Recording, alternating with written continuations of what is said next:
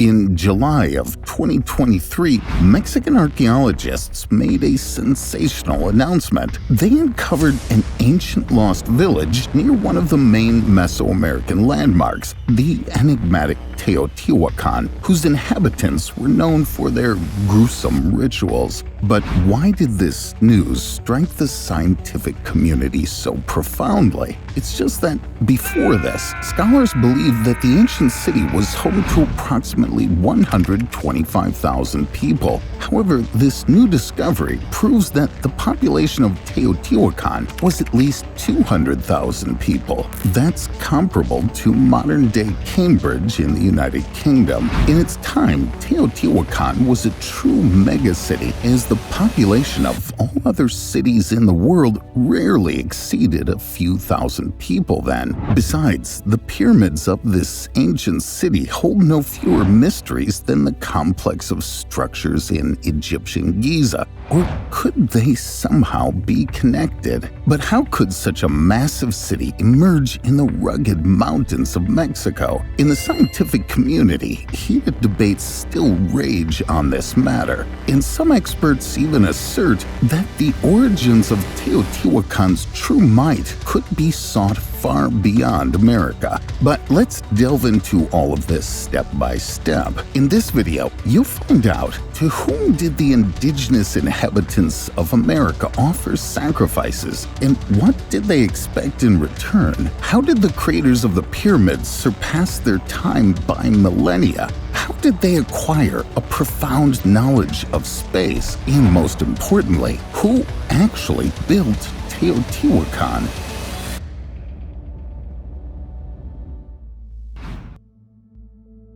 For a long time, the builders of Teotihuacan were considered the Aztecs, but the truth turned out to be more complex and intriguing. In 1864, a group of Mexican scholars noted an unusual relief on a plateau located 50 kilometers away from the capital, Mexico City. However, at that time, their assumptions were not given significant importance. Excavations in this region only began 20 years later in 1884. Initially, the archaeologists themselves could hardly believe their discovery. After all, beneath a layer of soil on an ordinary plateau, they uncovered several colossal pyramids, splendidly adorned palaces, and even a sophisticated irrigation system. In the heart of the ancient city ran the so-called Path of the Dead, spacious and straight road measuring 2.5 kilometers. This fact alone amazed scientists. How did ancient people manage to create such a perfectly straight alleyway?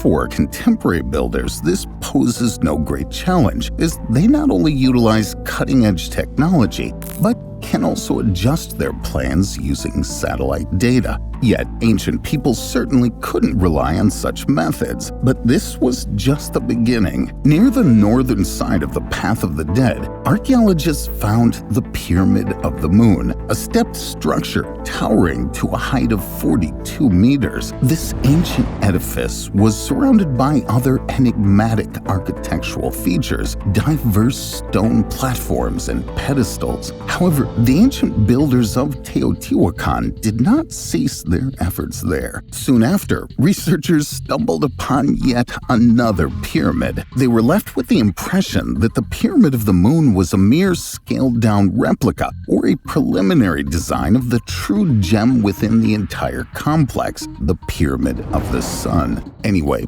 we'll never know what drove the founders of Teotihuacan to erect such colossal structures, all because of the self-taught restorer Leopoldo Batres. At the beginning of the 20th century, he decided to modernize the facade of the Pyramid of the Sun and simply removed the exterior facing of the structure to a depth exceeding 6 meters. Along with it, we lost hundreds of unique sculptures, inscriptions, reliefs, and all traces of the enigmatic builders of Teotihuacan. Some researchers suggest that Mexican authorities deliberately bribed Leopoldo Batres to conceal the ancient city's dark secrets. Fortunately, the botcher did not lay hands on yet another mysterious structure, just because at that time it remained buried beneath the ground, and it might just become our first clue. The Temple of the Feathered Serpent stands at the very heart of Teotihuacan, and it's one of the most lavishly adorned structures not only of the ancient city, but of the entire Mesoamerica. Across the entire perimeter of the temple, exquisitely carved stone heads of animals and mythical creatures adorn the facade. But one motif stands out most frequently: a gigantic serpent with a feathered collar. Who was this prehistoric monster? The ancient Aztecs referred to it as Quetzalcoatl and regarded it as one of their primary deities. According to legend, he arrived to them from across the sea in a boat that moved by itself without paddles and taught them all knowledge. The Aztecs revered him so much that even after millennia, they appeased Quetzalcoatl with human sacrifices. Many willingly marched to their deaths, as becoming an offering to the stern deity was considered a most auspicious outcome. The victims' day began with feasts and celebrations. They would then listen to the wishes and grievances of other inhabitants to later relay them to the deity. In the evening, the entire population would gather for a farewell dance near the main temple, and the person chosen for sacrifice danced the hardest. Soon a priest would appear, thrusting a heavy stone knife into the condemned's chest and extracting the still beating heart. Only through such a brutal ritual could Quetzalcoatl be appeased, and Teotihuacan became the epicenter of such ceremonies. It would be reasonable to assume that the Aztecs and the entire city were erected solely to please their deity, but in fact, they did not construct Teotihuacan. They settled in the abandoned megapolis around the 14th century AD. By their arrival, the city had already been empty for at least half a millennium. Thus, Teotihuacan was established long before their time. Well then, who created all these architectural marvels? Contemporary researchers have a few hypotheses. Was it an advanced Mesoamerican civilization that existed long before the Aztecs, or perhaps another ancient society that managed to traverse the world's oceans in times when our forebears were merely chasing mammoths? Or could they have been visitors from another world? To seek the truth, let's consider them all. Teotihuacan is far from the only enigmatic structure in Mesoamerica. I mean, this territory is practically studded with perplexing archaeological findings. Their creation is attributed to various cultures: the Aztecs, Maya, Pima, and Nahua tribes. Yet, despite external disparities, common traits clearly emerge. The enigmatic complex of Pumapunku is situated in western Bolivia, and we know even less about the people who inhabited it than we do about the creators of Teotihuacan. Because if the ancient Mexican city structures were at least adorned with sculptures and mysterious symbols, the walls of Pumapunku were absolutely pristine. Yet each stone in them is fitted with unparalleled precision. Not even a single hair can fit in the gaps between the stones. Moreover, within the massive blocks of this ancient complex, a sophisticated irrigation system is ingeniously embedded to prevent excess moisture from accumulating on the structures. Centuries ago, the Incas conducted their central rituals here,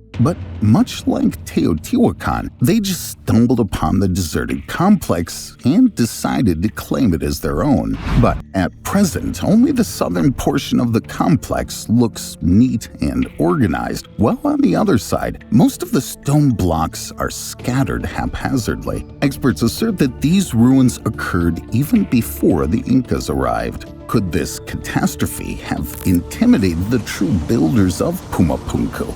But if so, where did they go afterward? Perhaps the answer lies in another equally perplexing place. The ancient city of Tikal is situated in northern Guatemala. It was the heart of the Maya civilization, and unlike previous monuments, researchers affirm that the ancient people erected it themselves. This is the renowned Tikal Temple 1, towering over the city's central plaza at an astounding 47 meters, approximately as high as the Arc de Triomphe in Paris. In the stone fitting method within this structure's walls is nearly identical to that used in Pumapunku. And to this day, scholars remain puzzled about how these Mesoamerican artisans achieved such precision. The accepted history of technology asserts that at the dawn of our era, intricately crafting stone in this manner was just impossible. However, in Teotihuacan, we also witness traces of the same technology. Moreover, the name Tikal in the Maya language translates as the place of spirit voices. That is, the city's inhabitants claim to have constructed it in accordance with instructions left to them by another entity. However, the traces of this mysterious advanced civilization are even more distinctly discernible in another, perhaps the most striking, complex of the Maya people. The ancient city of Chichen is located on the Yucatan Peninsula in Mexico. Its name can roughly be translated as "at the mouth of the well," and for good reason, as one of the most spine-chilling attractions in human history is situated within this complex. This is the sacred cenote of sacrifice, a natural karst sinkhole through which underground waters flow. The Maya people chose to use it for their sacrificial rituals. In this endeavor, they proved even more inventive than the Aztecs. In 1885, research divers found countless human skeletons at the cenote's bottom. However, it was soon revealed that virtually all the remains once belonged to young women. It turned out that twice a year, the Maya priests would select the most beautiful women of Chichen Itza. Moreover, they had to be virgins. Then those unfortunate women were cast into the cenote of sacrifice. Interestingly, they were not bound, and if they had the strength, they could freely swim to the surface. Those who survived were circled by fire and suffused with fragrant smoke. Other inhabitants inquired whether the girls experienced visions while in the water. Remarkably, many of them recounted the same tale. They claimed to have seen towering, elegantly attired beings who prophesied what awaited the settlement in the coming year. However, even after this ordeal, the girls were not safe. If the divine prophecy did not please the leader, he would kill the girl who delivered it with a blow to her head. But how can we explain that all the victims experienced the same hallucination? Could the builders of ancient cities really enter their consciousness, perhaps through telepathy? Yet another remarkable landmark in Chichen Itza is even more impressive than the eerie cenote of sacrifice, the Pyramid of Kukulkan. Does it remind you of anything? This structure was constructed following precisely the same principles as the Temple of the Feathered Serpent in Teotihuacan. Furthermore, the Aztec deity Quetzalcoatl astonishingly resembles the Maya god Kukulkan. On the walls of Chichen Itza, this god is also depicted as a feathered serpent with a human head. Apparently, many indigenous American tribes worshipped the same entity. They just gave it different names. But from where did this entity actually arise? One that for millennia instilled fear into the inhabitants of an entire continent if it supposedly arrived by sea. It's impossible to overlook this similarity between ancient Mesoamerican structures and another perplexing historical phenomenon, the Egyptian pyramids. The concept of intercultural parallels was first raised by German geographer Alexander von Humboldt back in 1811. However, at that time, his assumptions were just ridiculed. Only in the 20th century did scientists manage to prove that the monuments in Mexico and Egypt resemble each other not only in shape.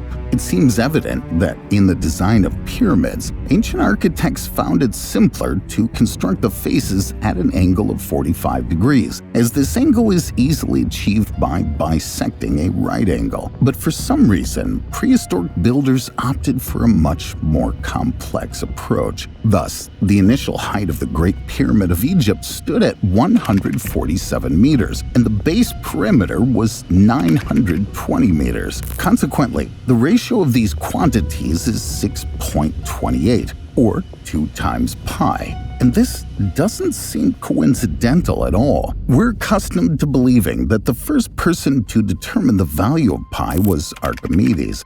This was in the 3rd century BC. However, it appears that ancient Egyptians possessed this knowledge long before him. Moreover, the builders of Teotihuacan also employed the pi number in their calculations and even in more intricate designs. The perimeter of the Pyramid of the Sun's base measures 895 meters, and before a failed restoration, its height was 71 meters. So the ratio of the Pyramid of the Sun's base perimeter to its height equals 4 pi. Could multiple ancient civilizations simultaneously achieve such mathematical breakthroughs independently of one another? Or was there a connection between them that we still have no idea about? Moreover, the similarities between these two perplexing structures from different corners of the world don't end there. In Giza, the summit of the Great Pyramid and the Pyramid of Khafre are aligned despite the varying sizes of the structures. Thus, the architects intentionally enlarged one of the edifices to compensate for the differences in foundation levels. And the same phenomenon unfolds with the pyramids of the Sun and the Moon in Teotihuacan. This leads to one conclusion. Both Egyptian and Mexican architects shared a common purpose, far more significant than just erecting colossal temples. And the following discovery only reinforces this. Here we have the city plan of Teotihuacan, and here's the layout scheme of the pyramids in Giza. They are almost identical. In both cases, the first two structures are constructed opposite each other, while the third one intentionally deviates. Remarkably, ancient builders managed to preserve this precision despite the differences in scale. The precise age of Mesoamerican monuments remains undetermined by scholars, yet it's currently accepted that the Egyptian pyramids are much older than their distant counterparts. Is it possible that highly advanced builders first emerged in Egypt, crossed the world's oceans long before our era, and then disseminated their knowledge at the far ends of the globe? Interestingly, the myths of ancient Egypt only confirm this seemingly fantastic conjecture. Among all the deities within their pantheon, the ancient Egyptians had a particular reverence for one,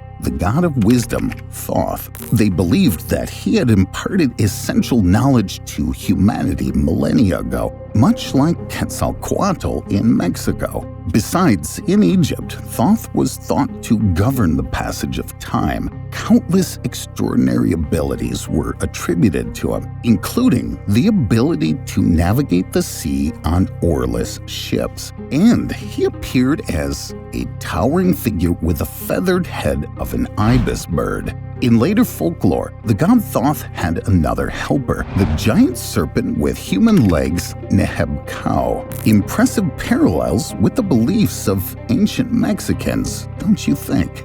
We can't help but sense that during his mystical journey, Thoth, Kukulkan, Quetzalcoatl fused his two incarnations into a colossal, formidable serpent with an avian head. But are these distinct beings really from the same lineage? Where did they originate in the first place? And more importantly, where did they vanish to afterward? So, who exactly bestowed such profound insights upon our distant ancestors? As British researcher Graham Hancock noted, it seems like the architects of ancient monuments just ascended into the skies, leaving no trace behind. Surprisingly, this fantastic hypothesis may be true. All of the major structures of Teotihuacan are situated in precisely the same pattern as the first 6 planets of our solar system. But even if this might still be considered a curious coincidence, we cannot dismiss the significant knowledge of ancient builders in other realms of astronomy. Each year, on March 20th, during the spring equinox, our luminary aligns precisely above the apex of the Pyramid of the Sun in Teotihuacan. At a certain moment, it almost seems that you could ascend the stairs and reach the heavens from the structure's summit. During this time, an even more incredible phenomenon can be observed in Chichen Itza. As the sun journeys across the sky, a shadow resembling a gigantic serpent gradually forms on one side of the Kukulkan pyramid. This shadow, twisting and winding, descends down the structure's face until it seemingly merges with the stone head of the ancient deity.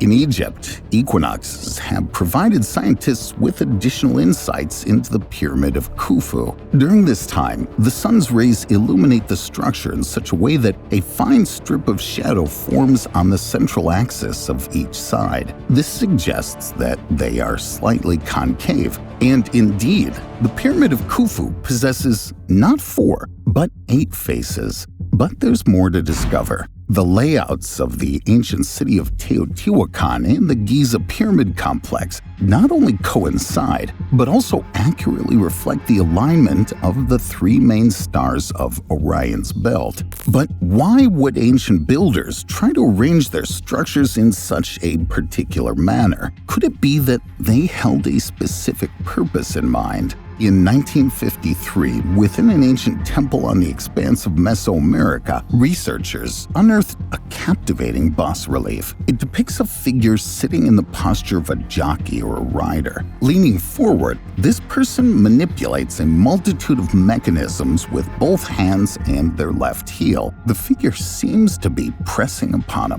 pedal. Swiss researcher Erich von Daniken is convinced that the ancient bas-relief depicts a genuine extraterrestrial being within its aircraft. Of course, von Daniken's theories are often criticized as pseudoscientific, but you can compare another Mesoamerican bas-relief featuring a human head adorned with tight headgear with a modern photograph of a NASA astronaut. They are indeed strikingly similar. Interestingly, the Aztecs and Maya depicted such headgear only on their deities, and they themselves didn't wear anything like it. Moreover, numerous historical accounts recount the descent of gods from the heavens. Scholars often perceive these fragments as typical mythological exaggerations. But what if it really happened this way? One of the scenes in the ancient Sumerian epic Enuma Elish describes a clash between 2 extraterrestrial beings vying for dominion over ancient Egypt. As a result, the defeated one was compelled to forever depart these lands and embark on a maritime voyage to the world's farthest reaches. American researcher Zecharia Sitchin believed that Mesoamerica became the new refuge for this defeated extraterrestrial being. Could this have been the mighty Quetzalcoatl Kukulkan? Upon arriving in this new land, he decided to construct what he had once seen in Egypt. That could explain the paradoxical similarity between the plans of Teotihuacan and the complex at Giza. But if Earth had indeed been visited by extraterrestrial beings aboard space vessels before our era, such advanced technology surely should have left some traces at least. Why haven't we yet discovered any anomalous deposits in ancient rock formations, or actual starships, or prehistoric launch sites, but only colossal stone monuments? Yet, what if the answers lie concealed within them? During the mid-20th century, archaeologists discovered that almost all of the structures at Teotihuacan were coated with mica. But why did they deem it necessary, considering that obtaining mica during that era was exceedingly problematic, especially in such quantities? Perhaps it was due to its resilience against electricity, light, moisture, and its capacity to withstand temperatures up to 500 degrees Celsius. In modern production, mica is used for creating capacitors and other electrical devices, but could ancient builders have employed it for the same purpose? Yet that's not all. In April of 2015, archaeologists discovered liquid mercury beneath the feathered serpent pyramid in Teotihuacan. Of course, we might assume that ancient people were just captivated by the shimmering brilliance of this substance, but could these mysterious builders have gone to the extent of concealing a reservoir of toxic mercury beneath the pyramids solely to commemorate the departed or perform rituals? Or did they employ it for more profound purposes?